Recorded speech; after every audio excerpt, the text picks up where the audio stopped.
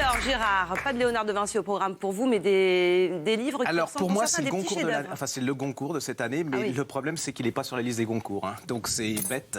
Donc parce que c'est un livre qui se lit vraiment. Donc à partir du moment où ça se lit pas forcément, c'est dans le Goncourt souvent. Ça on s'embête. Donc ça c'était un petit message au Goncourt. Et donc c'est un livre qui est choisi par les libraires ont adoré. Pour moi, c'est une des. Je vous le montre là.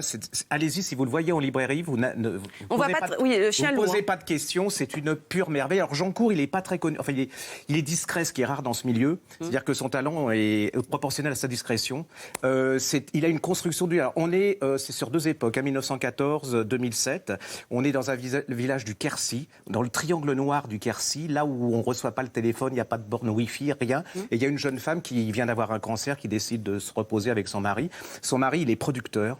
Alors le problème, le producteur, c'est un très très bon producteur, mais classique. Et là, il y a deux jeunes producteurs qui rentrent dans sa société, genre, je sais pas si on peut le dire, Netflix, vous voyez, qui veulent bouffer tout avec des nouvelles méthodes et tout. Et pour eux, la qualité, c'est pas très très très important. Et donc vous allez vous retrouver dans ce village. Et ils louent une maison. Et là, il est complètement dépassé, cet homme. Il n'y a pas de Wi-Fi. Oh l'horreur, il est en pleine nature. C'est nature. incroyable, il est complètement largué, complètement. Il est obligé de parler à sa femme. Il va dans les ronces, oui. Puis alors, il y a la nature avec des arbres, enfin c'est horrible quoi, avec, vous voyez, de l'herbe et tout, c'est absolument abominable. Elle est heureuse comme tout, elle retrouve la santé. Et là va commencer une histoire, se greffe là-dessus, l'histoire de ce village en 1914, la guerre et les femmes qui entretiennent le village, mais il y a un loup qui se balade dans ce village. Il y a un Allemand avec des faux. Vous allez voir l'interconnexion. C'est un livre sur la barbarie. C'est-à-dire qu'on montre que dans chaque homme peut se développer, se déclencher la haine. Et c'est un livre magnifique aussi sur les animaux. Comment on apprivoise les animaux. Comment les animaux, on est des dieux pour eux, mais quand on n'est pas des dieux pour eux, ils peuvent devenir des choses absolument abominables. C'est un livre magique. Vous faites des allers-retours, vous savez, une fois que vous l'avez ouvert, vous ne lâchez plus, vous voulez comprendre. En plus, cet homme il en veut tellement aux jeunes producteurs qu'on voit qu'il prend des cordes, il se passe des choses, dire comment vont finir les deux gamins. Il y a plein de choses. Alors c'est complètement la guerre de 14, j'adore parce que c'est un hymne aux femmes. C'est-à-dire qu'on voit ce qu'ont fait les femmes et les vieillards et les enfants.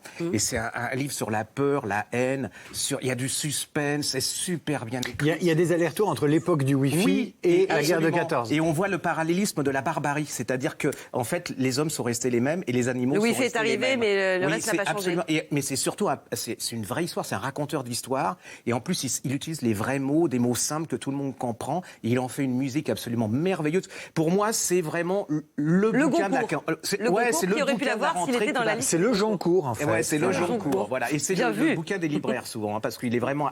Les libraires ont adoré ce bouquin. Allez-y, vous ne posez pas de questions, parce que là, j'en ai mal parlé, mais vous verrez... c'est pas vrai, on a vraiment... D'ailleurs, si vous pouviez me le donner, merci beaucoup. C'est sublime. Franchement, c'est une pure merveille. Merci. Je continue, j'ai encore un peu de temps. Oui. Alors ça, c'est pareil, c'est une histoire. Hein. J'adore les écrivains. Pour moi, un écrivain, c'est quelqu'un qui raconte une histoire, pas quelqu'un qui forcément fait du style. Ça s'appelle Miss Jens de Brad Watson. Chez Grasset, c'est un livre qui redonne du courage dans la vie. On est dans je crois c'est Missouri, dans une vieille ferme. Dans les années 1915, il y a une petite fille qui naît là. Et cette petite fille, apparemment, elle est apparente, mais elle a un handicap dont je ne peux pas vous parler parce que sinon vous n'achèterez pas le livre.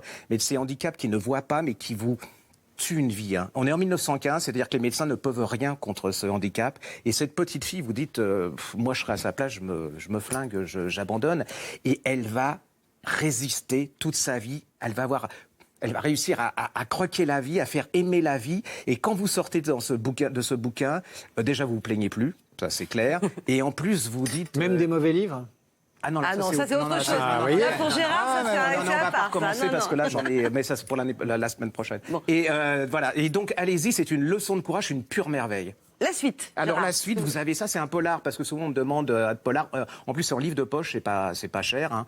C'est l'histoire d'un écrivain. Alors lui, c'est un écrivain policier. Il écrit des histoires absolument abominables.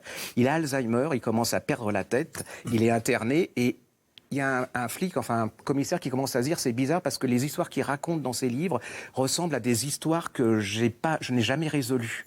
Et alors c'est un aller-retour, vous ne savez pas si le policier mais complètement parano ou si l'homme que vous avez qui est en l'hôpital est le vrai criminel. C'est absolument fascinant. C'est un truc sur la perte de mémoire, c'est un vrai polar. C'est-à-dire que jusqu'à la fin, vous ne savez pas, mais c'est terrorisant parce que vous dites, ça pourrait peut-être m'arriver ce genre de choses, de ne plus savoir qui je suis.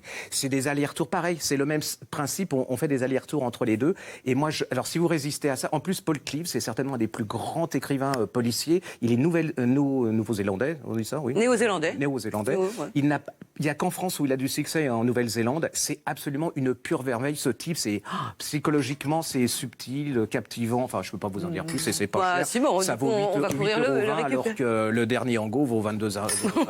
Merci beaucoup. Il s'acharne. Gérard, il s'acharne.